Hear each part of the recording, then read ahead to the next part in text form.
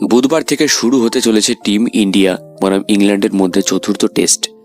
তার আগে team India কিন্তু ম্যানচেস্টারে পৌঁছে গেছে এবং বৃষ্টির কারণে তারা কিন্তু প্র্যাকটিস করতে পারছে না, তাদের কিন্তু ইনডোরে প্র্যাকটিসটা সারতে হয়েছিল। আর এখানে টিম ইন্ডিয়ার প্লেয়াররা কিন্তু ম্যানচেস্টার ইউনাইটেড ক্লাবের প্লেয়ারদের সঙ্গে, ফুটবল প্লেয়ারদের সঙ্গে তাদের কিন্তু ছবি আপলোড করতে দেখা গেছে অফিসিয়ালি টিম ইন্ডিয়ার পেজ থেকে। তো মোটামুটি খোশ মেজাজে রয়েছে কিন্তু সম্পূর্ণ টিম। তাছাড়া এর মধ্যেও কিন্তু কয়েকটা খারাপ খবর ইতিমধ্যে বেরিয়ে আসলো 4 নম্বর টেস্টের আগে, যেটা অবশ্যই গৌতম গম্ভীরকে মাথা চড়া দিয়ে বসতে অবশ্যই কিন্তু বাধ্য করবে। দেখো, জাসপ্রীত বুমরাহকে কিন্তু রেস্ট দেওয়া অবশ্যই দরকার, অর্থাৎ চতুর্থ টেস্টে কিন্তু তার রেস্ট পাওয়ার সম্ভাবনাটা সব থেকে বেশি। অন্যদিকে গভীর চোটে আক্রান্ত হয়েছেন কিন্তু নীতিশ কুমার রেড্ডি। জানা গিয়েছে জিম করতে গিয়ে জিমের যে সেশন, সেখানে গিয়ে তিনি কিন্তু তার পায়ে চোট পেয়েছেন, তার লিগামেন্ট কিন্তু ক্ষতিগ্রস্ত হয়েছে।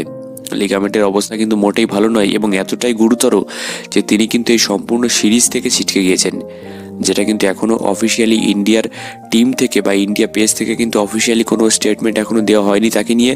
তবে এটুকু পুরো শিওর খবর কিন্তু রিপোর্টসে বেরিয়ে গেছে। Times of India, Cricinfo report করেছে যে নীতিশ কুমার রেড্ডি কিন্তু সম্পূর্ণ টুর্নামেন্ট থেকে, টেস্ট থেকে সম্পূর্ণ ছিটকে গেল, সম্পূর্ণ সিরিজ থেকে। তো তার রিপ্লেসমেন্ট কে হবে এটাই কিন্তু এখন বড় কথা চতুর্থ টেস্টে। তবে আমার মনে হয় তার পরিবর্তে কিন্তু শার্দুল ঠাকুরকে খেলানো হতে পারে পেস অলরাউন্ডার হিসাবে। আর তাছাড়া অন্যদিকে ঋষভ পান্ত, আর্শদীপ সিংয়ের পর এবার চোট পেয়েছেন কিন্তু আকাশদীপের পিঠের ব্যথা কিন্তু আবার জাগিয়ে বসেছে। এটা কিন্তু টিম ইন্ডিয়ার জন্য একটা খুবই খারাপ খবর।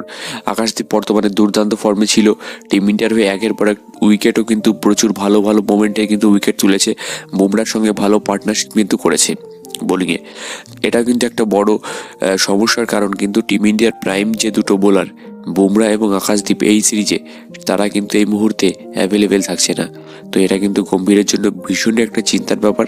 তবে তার আগে তোমরা কমেন্টে জানাও যে প্লেইং ইলেভেনটা কেমন হওয়া উচিত চতুর্থ টেস্টের জন্য।